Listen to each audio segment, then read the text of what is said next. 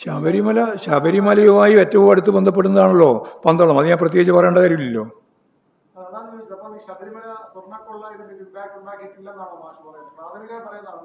അല്ല, അത് നമുക്ക് നോക്കിയിട്ട് പറയാം. മുഴുവൻ നോക്കാണ്ട് വെറുതെ ഒരു ഉത്തരം പറഞ്ഞിട്ട്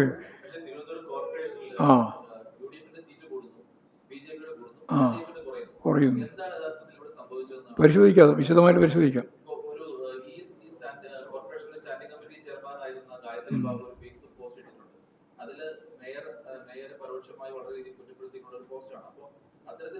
അമ്മാതിരി പോസ്റ്റ് ഇടുന്നതിനോടും ഞങ്ങൾക്ക് യോജിപ്പില്ല.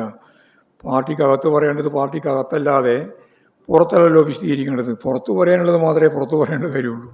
അതുകൊണ്ട് പാർട്ടി പരിശോധിക്കുന്നതാണ് ഞാൻ പറഞ്ഞത്. അത് ഉൾപ്പെടെയുള്ള എല്ലാ കാര്യങ്ങളെ സംബന്ധിച്ചും പാർട്ടി വിശദമായിട്ട് പരിശോധിക്കും.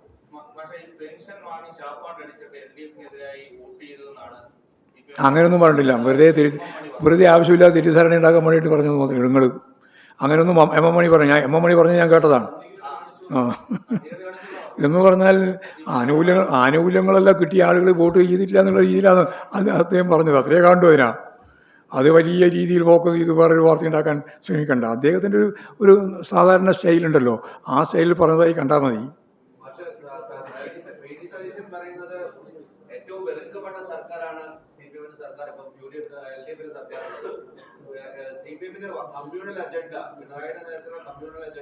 പാർലമെന്റിന് മുമ്പേ അത് ന്യൂനപക്ഷ വർഗീയ പ്രീണനമായിരുന്നെങ്കിൽ അതിനുശേഷം അത് ഭൂരിപക്ഷ വർഗീയ പ്രീണനത്തിലേക്ക് പോകുന്നു. അല്ല, അവർ ചെയ്തുകൊണ്ടിരിക്കുന്ന കാര്യം മറച്ചു വെക്കാൻ വേണ്ടി പറയുന്ന കാര്യങ്ങളാണതെല്ലാം.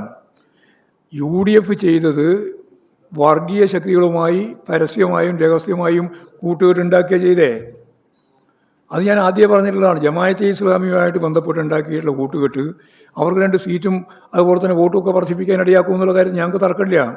പക്ഷേ അത് ദൂരവ്യാപകമായ ഫലമുളവാക്കുന്ന ഒന്നായിരിക്കുമെന്നാണ് അന്നേ പറഞ്ഞത്. ഇന്നും അത് തന്നെയാണ് പറയുന്നത്. അവരതൊക്കെ ഉപയോഗിച്ചിട്ടുണ്ട്. അത് ശരിയാണ്.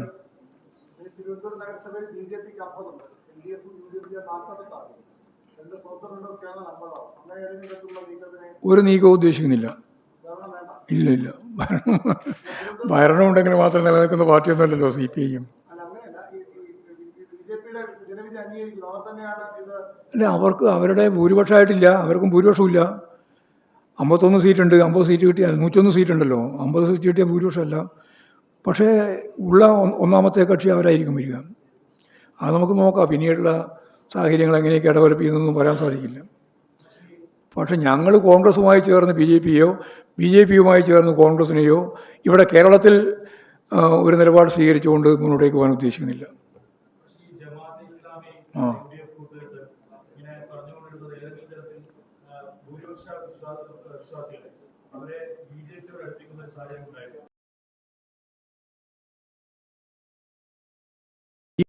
ഇവിടെ ഒഴിച്ചു നിർത്തിയാൽ ഒരു ജില്ലാ പഞ്ചായത്തിലാണ് അവരാകെ ജയിച്ചത്, ഒരു ജില്ലാ പഞ്ചായത്ത് സീറ്റ്. BJP വലിയ രീതിയിൽ ഡെവലപ്പ് ചെയ്തിരിക്കുന്നു എന്ന് പറയുന്നതിലൊന്നും കാര്യമില്ല. കോർപ്പറേഷനിലാണ് അവർക്ക് കേന്ദ്രീകരിച്ച് നിൽക്കാൻ സാധിച്ചത്. ബാക്കി കേരളത്തിലുടനീളം അവരാഗ്രഹിച്ചതുപോലെ മുന്നോട്ടേക്ക് പോയിട്ടില്ല എന്നുള്ളതാണ് സത്യം. അത് കണക്കൊക്കെ വരുമ്പോൾ നിങ്ങൾക്ക് മനസ്സിലാവും, പൂർണ്ണമായിട്ട് മനസ്സിലാവും. അതാ ഞാൻ പറഞ്ഞത്, ഒരു ജില്ലാ പഞ്ചായത്ത് മെമ്പറാണ് അവർക്ക് ആകെയുള്ളത് BJPക്ക്.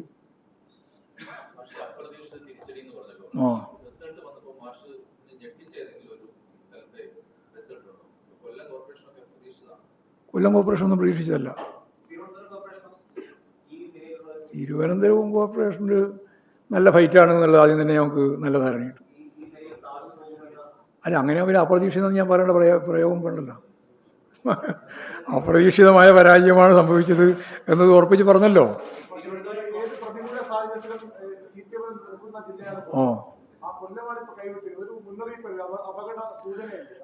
അല്ല, എന്തെല്ലാം അപകടങ്ങളുണ്ടോ അതൊക്കെ പരിശോധിച്ച് ആവശ്യമായ നിലപാട് സ്വീകരിച്ചുകൊണ്ട് പാർട്ടി മുമ്പോട്ടേക്ക് പോകും. ഏതെങ്കിലും ഒരു പ്രാവശ്യം തോറ്റാൽ എല്ലാം തോറ്റു എന്നോ ഒരു പ്രാവശ്യം ജയിച്ചാൽ എല്ലാം ജയിച്ചു എന്നോ കണക്കാക്കേണ്ടതില്ല എന്നുള്ളതൊരു സാമാന്യ നിയമമല്ലേ.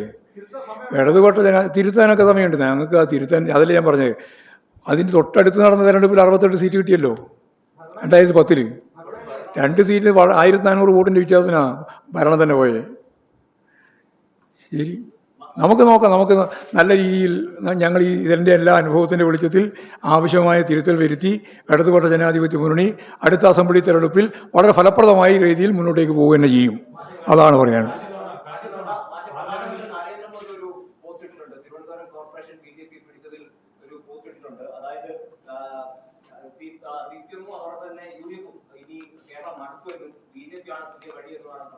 അതാ പറഞ്ഞ ഒരു കോർപ്പറേഷനിൽ മാത്രമാണ് ജയിച്ചിട്ടുള്ളത് വരെ ആകെ. പണ്ട് ഉണ്ടായിരുന്ന പഞ്ചായത്തും പോയി, അതുപോലെ തന്നെ ഉണ്ടായിരുന്ന മുനിസിപ്പാലിറ്റിയും പോയി.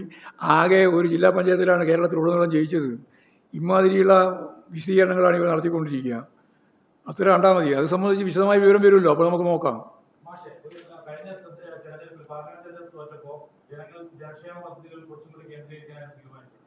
ഞങ്ങൾ കേന്ദ്രീകരിച്ചിട്ടുണ്ട്. ആ, നോക്കാം, നമുക്ക് കണ്ടുപിടിക്കാം വഴി എന്തൊക്കെയാണ്.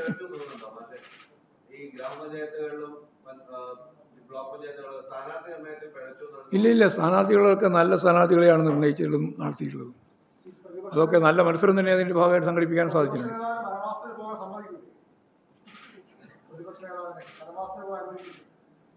അല്ല, വനവാസത്തിലേക്ക് ആരെങ്കിലും ഏതെങ്കിലും രാഷ്ട്രീയ നേതാവ് വനവാസത്തിലേക്ക് പോകണമെന്ന് ഏതെങ്കിലും രാഷ്ട്രീയ പാർട്ടിക്കാർ സമ്മതിക്കാറുണ്ടോ? പറയാറില്ല. പറയുന്നവരാണെങ്കിൽ അവർക്ക് രാഷ്ട്രീയമില്ല എന്ന് മാത്രം കണ്ടാൽ മതി. ശരി.